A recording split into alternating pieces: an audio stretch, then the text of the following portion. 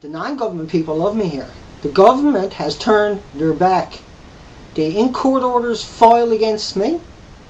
Now, you're not going to believe this one.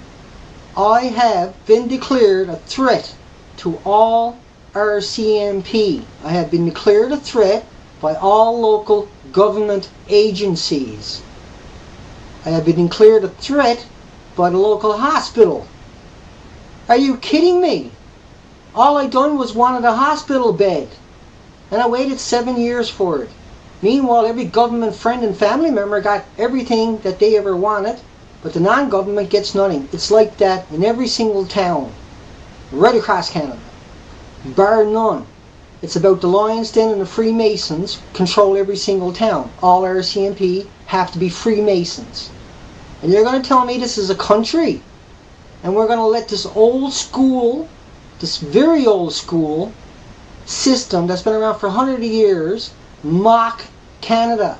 Canada, you're a joke. You sit back and you eat your popcorn and you watch your Canadian government censored TV channels.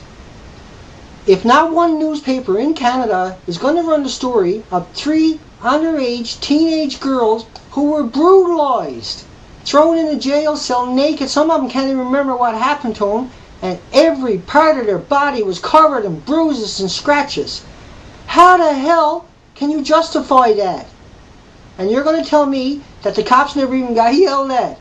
They should have been thrown in jail. And instead, they're out there destroying every non-government kid and another. I've been kicked out of court 3 times. The first time, I had sunglasses on top of my head, up here. And I was told to take them off. And what happened was, somebody else had asked me, did I know about Ian Bush, who was shot in the back of the head by an Rcmp over a $50 drink in public.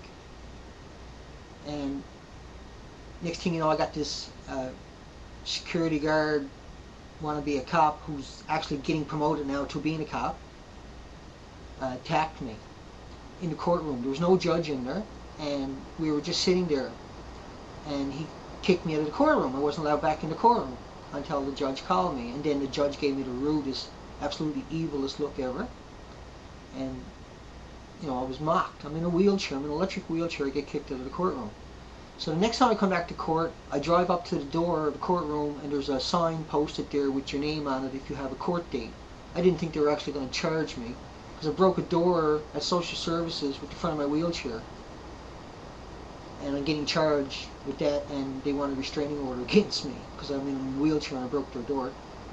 Okay, so I go up and somebody starts coming towards the door. There's a glass window there. I can see the grin on his face, and it's another security for the courtroom. He slams the door open, smacks it into the front of my scooter, and breaks the front of my scooter. And when I said, man, you done that on purpose, he said, no, I didn't. I said, man, you were looking at me right through the window, and you shoved it with a big grin on your face. He said, no, I didn't. Don't come in this courtroom till I called you. So I was kicked out of the courtroom again. The third time, in front of the judge. The judge, I was leaving the courtroom, almost out of the courtroom, when the judge told the security guard to get me out of the building. Are you kidding me? The security guard jumped up, grabbed the back of my wheelchair, and shoved me, electric wheelchair, started shoving for all he was worth out of the court, down the hall, and calling me an idiot and everything else. Unbelievable. Unbelievable. That's your arrogance.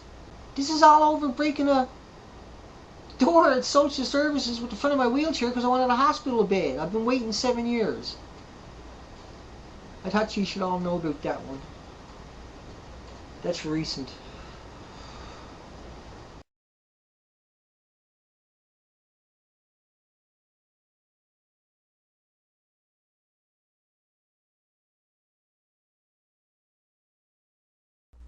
The Rcmp tasered Kevin Gillard in the back of the head 3 times to the brain. That's murder. It's very simple. That was murder.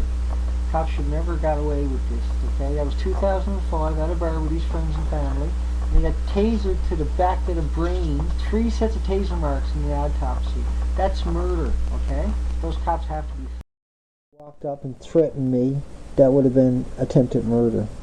The cop walked right up to me, got out of his truck, walked right over to me, called me a terrorist, and threatened to drag me over, throw me in his truck. Told me to shut my fucking mouth over and over, and just tore right into me while I'm having a stroke on the ground. I live in a wheelchair. The hospital took the wheelchair away from me, left me on the ground in the rain because they said they were afraid I was going to steal the wheelchair. This is after they screamed at me and chased me out of the hospital. I had no choice but to leave the hospital. There was no option. There was no doctor there, and I had a nurse that was saying just the horriblest things about me. The police showed up immediately when the hospital took the wheelchair away and started threatening me while I was on the ground, curled up in misery, having a stroke. That's attempted murder. That's attempted murder. I want that cop up on charges. I'll rip Canada in two. I got to. I want the cop up on charges. We're getting sick of this. Cops are constantly destroying people. If you always leave the bad apple in the barrel over 100 years, the whole apple orchard, everything is destroyed. The barrels, they all got to be burnt. Everything got to go and got to get replaced with non-government college kids. The cops done to me has left me totally afraid forever. Here's my take on society and violence and poverty and why everybody's so bloody angry and where we're going to end up to eventually. In under a minute, I bet. We're going to end up where? We're going to end up with free education. That's right. Every country is. We're going to end up with free medical in every country. That's right.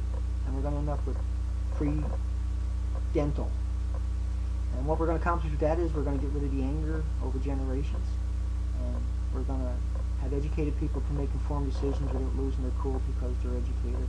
And everybody feels that they had the opportunity and they wasted it. It wasn't denied them. Right?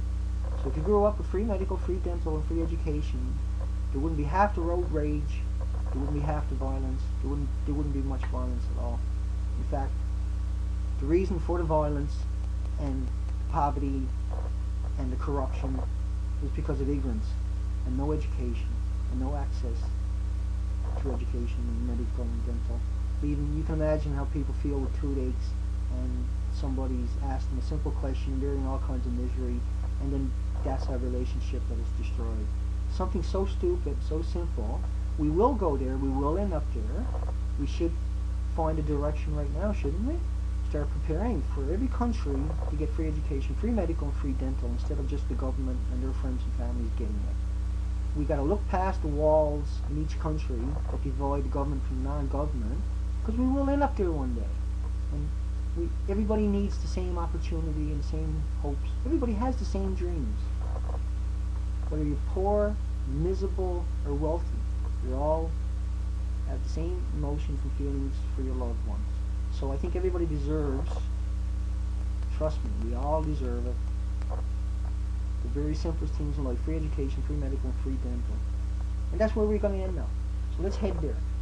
As a group, let's take YouTube for the first time ever and turn every country on its head into the right direction where we're supposed to be headed. Take care.